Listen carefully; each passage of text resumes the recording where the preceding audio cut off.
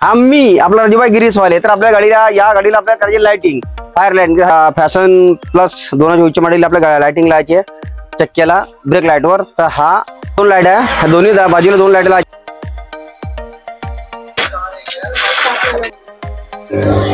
आपल्याला वायरिंग करायची आहे ब्रेक लाईटवर, ब्रेक लाईटची वायरिंग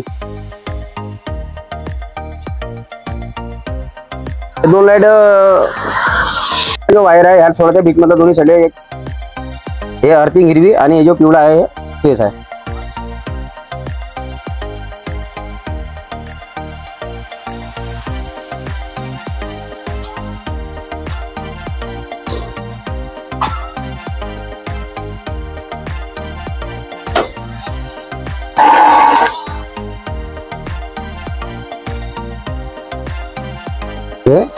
कंप्लीट झाली आपली वायरिंग। आता स्पीड चालू